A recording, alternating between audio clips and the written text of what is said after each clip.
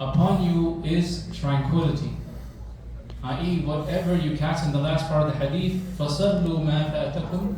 Whatever you have missed, obviously, whatever you have caught, you will pray, and whatever you have missed, you will complete it.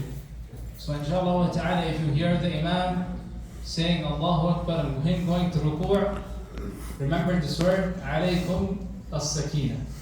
Upon you is the tranquility, and obviously this is a recommended act.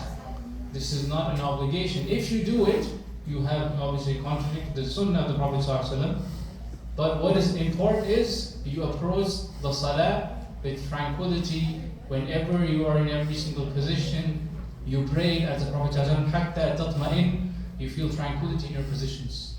So inshallah ta'ala, all of us want to catch and pray with the Imam, but inshallah let's not try to contradict the sunnah of the Prophet ﷺ. So the hadith I wanted to talk today about was, I'm not sure how many of you know this person. His name is, I'll relate the hadith to some historical events also.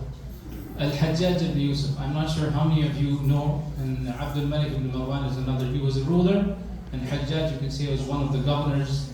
So in one of the narrations, the Prophet ﷺ mentions, إِذَا أَرَادَ اللَّهُ بِالْأَمِيرِ خَيْرًا جَعَلَ لَهُ وَزِيرَ الصِّدْقِ وَإِن نَسِيَ ذَكَّرَهُ وَإِن ذَكَرَ أَعَانَهُ وَإِذَا أَرَادَ بِهِ غَيْرَ ذَلِكَ جَعَلَ لَهُ وَزِيرَ السُّوءِ وَإِن نَسِيَ لَمْ يُذَكِّرْهُ وَإِن ذَكَرَ لَمْ يُعِنْهُ.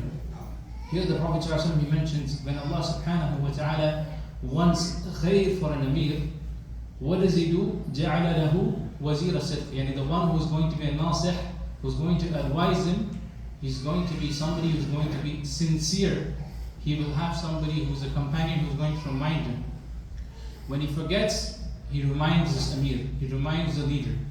And when he remembers, he helps this amir. So he has somebody who's reminding, as the Prophet mentions, ad-deen al-nasiha, and he's following the command. That is to advise to be sincere, is from the deen of Allah subhanahu wa ta'ala.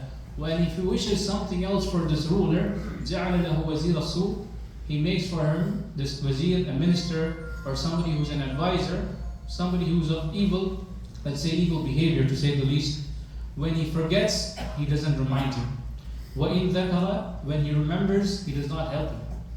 Now why did I mention Al-Hajjaj and I mentioned Abdul Malik ibn Marwan? So here sometimes the scholars they mention Al-Hajjaj, obviously without any doubt, he had done many things, and he was a governor. He killed many of the Sahaba. One of them, well known as Ibn Zubayr.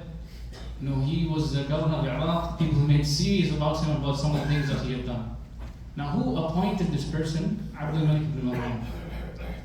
Now he is obviously responsible. He has some share, because if he wishes, whenever you hire somebody, obviously it is upon the person to find out how this person is. When you know something, now it is upon the leader also to stop this person. But if you appoint somebody and he does not advise you, when you forget, he does not remind you, and when you actually remember, he does not help you. You are responsible because you appointed this person. You appointed somebody who you knew the qualities of.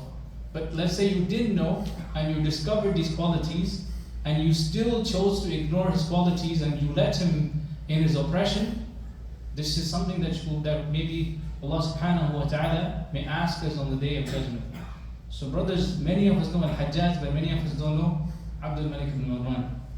So whenever we appoint somebody for a position, inshallah wa ta'ala, whenever you hire at your workplaces, you want to make sure your employee also does not oppress, and you don't fall short when it comes to your responsibilities. Subhanakallahumma wa bihamdik, ashhadu an la ilaha illa anta, astaghfiruka wa atubu ilaik. Jazakumullahu khairan.